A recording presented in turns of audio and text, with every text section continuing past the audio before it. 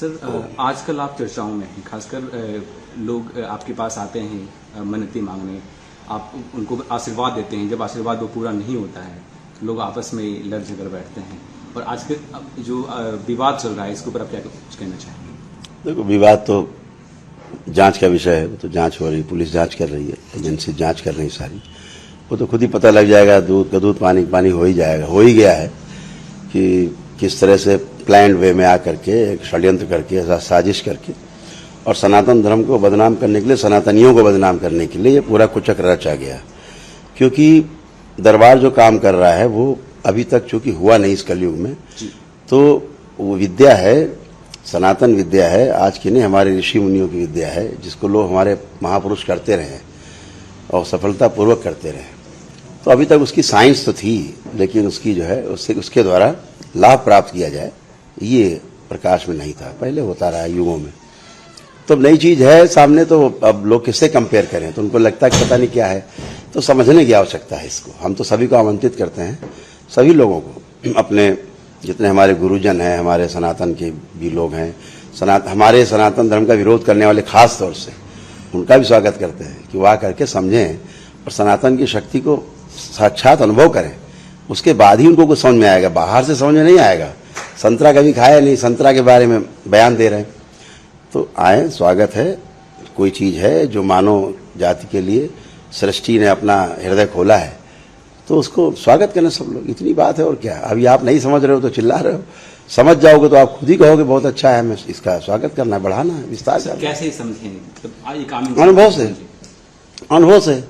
जब तक आप वैदिक धर्म को, आप वैदिक अनुष्ठान को नहीं समझेंगे, आप उसकी शक्ति को, उसकी विज्ञान को नहीं समझेंगे, तब तक आपके लिए चैलेंज आप करते रहोगे। कोई एक उदाहरण देकर आप समझाना चाहेंगे? उदाहरण, जैसे कुछ भी उदाहरण ले लीजिए, अभी हम उदाहरण भी दे देंगे। जैसे आप ही को कर दे, आप जैसे आप हो जी, अभी हम आपका दरबारी कर सकता है कि स्मृतियों का ही क्यों खेलता है पूरा। जैसे अभी आपका भूतकाल का द्वार बंद हो सकता है, आप पीछे को कुछ नहीं देख सकते, नहीं देख सकते।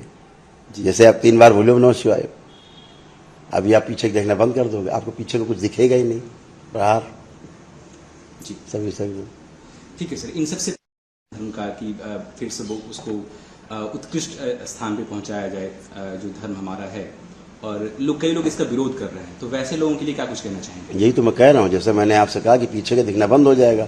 पीछे का दिखना मतलब भूत का मतलब क्या हुआ, जो वही भूत है पीछे पड़ा रहता है, खराब चीजें स्तंभित हो गई, हट गई, तो अब आप अच्छा सोचोगे।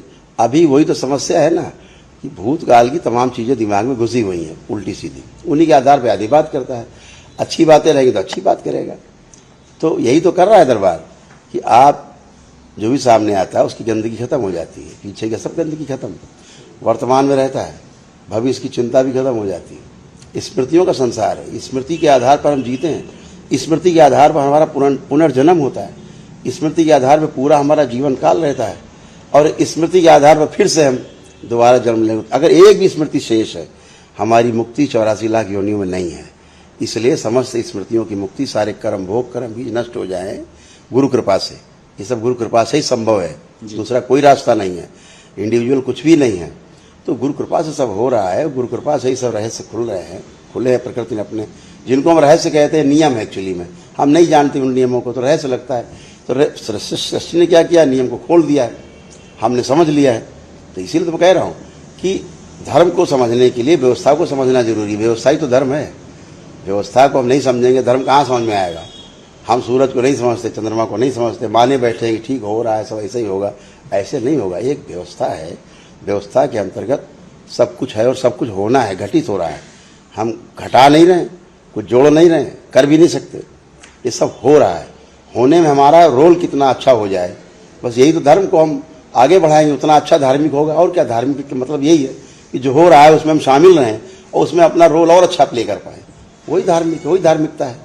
सर, देश में आजकल रामचरितमानस के ऊपर लोग अपना ज्ञान दे रहे हैं, लोगों को बता रहे हैं कि वो गलत है, ये गलत है। जैसे कुछ दिन पहले स्वामी प्रसाद मौर्य ने कहा था कि इसमें मेरे जैसे जिस जाति से मैं बिलोंग करता हूँ, शूद्र का अपमानित करता है रामचरितमानस, तो वैसे हटाया जा रहा है। और उनके सपा के कुछ कार्यकर्ता भी रामचरितमानस को जलाते नजर आए। और आज आम आदमी पार्टी के नेता राजेंद्र पाल गौतम, उन्होंने ये कहा कि ग्रंथ का कुछ पार्ट जो है वो हिंसा को प्रेरित करता है। तो मैं सरकार से अनुरोध करूंगा कि वैसे पार्ट्स को हटाया जाए।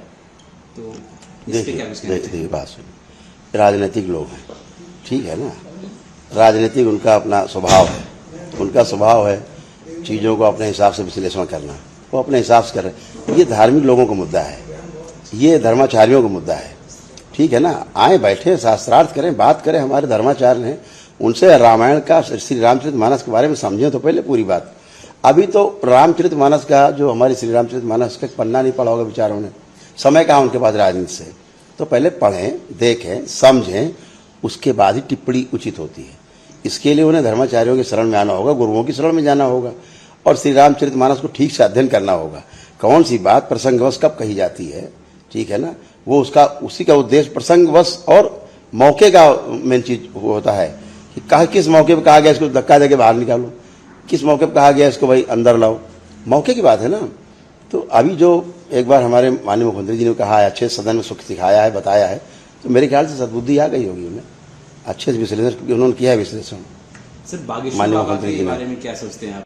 अच्छा काम कर, क्या कुछ कहना चाहेंगे उनके? अच्छा काम कर। लोग उनका विरोध भी करते नजर आ रहे हैं कि वो अब विरोधी तो विरोधी करेगा, विरोधी आदि विरोध कर, देखो उसका धर्म है, स्वभाव है, बिच्छू है, पानी में डूब रहा है, बचा ले जाओ, अब डंक जरूर मारेगा वो, 10 बार बचाओ तो डंक मारेगा। लेकिन संत स्वभाव क्या, उसे निकाल के बाहर ही ले जाएगा, तो मारते रहो डंक, हम बार बार तो निकाल के बाहर कर देंगे, बचा लेंगे। दोनों को स्वभाव अपनी जगह अडिग है, संत का स्वभाव अडिग है, बार बार बचाएगा, बिच्छू का स्वभाव अडिग है, बार बार डंक मारेगा। तो वो ठीक है ना, लोग कर रहे हैं, विरोध करने दो, उससे क्या फर्क पड़ता है, उससे और ठीक ही है, चर्चा में रहता है।